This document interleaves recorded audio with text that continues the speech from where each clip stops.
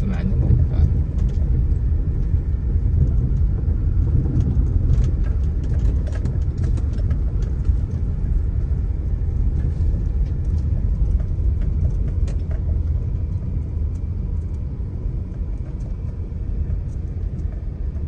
បងឥឡូវខ្ញុំមកដល់ដីបងបាទនេះដីបាទបងស្នាញ់បងបងជុំវិញតែស្នាញ់បាទហើយនេះផ្ទះលំហែបាទសម្ភារៈនៅនឹងទាំងអស់បងបាទហើយដីចាក់ស្មើស្អាតខ្ពស់អត់លិចទឹកទេអញ្ចឹងណាបាទអញ្ចឹងបងចាប់អារម្មណ៍មកមើលបានអញ្ចឹងណាបងបាទបានយកសោមកហើយក៏ចាក់សោបងចូលទៅក្នុងអត់កើតទេវាថតក្រៅអញ្ចឹងណាបាទចាក់ដីស្មើស្អាតបងបាទស្អាតបាទអត់លិចទឹកទេហើយនោះទឹកស្ទឹងមើលជាប់ស្ទឹងហ្មងបាទ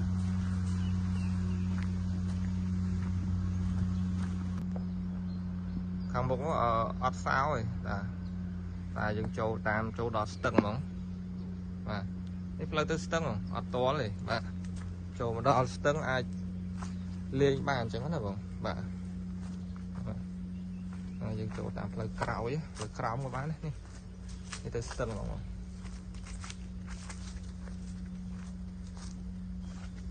បាទ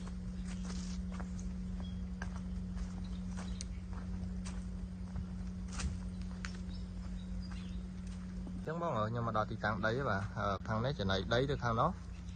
ខ្ពស់ស្រាប់គាត់ចាក់ដីហើយអញ្ចឹងណាបាទហើយ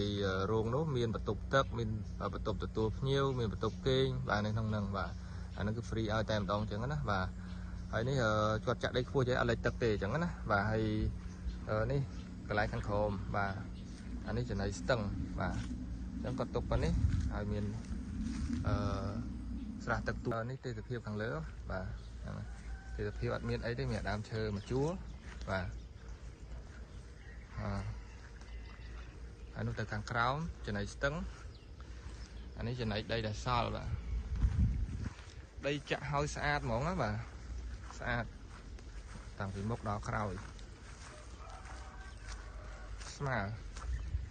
ដីនេះតម្លៃធូរបងបាទសិនបងមកចាប់អារម្មណ៍ដីនេះមកមើលតែត្រូវ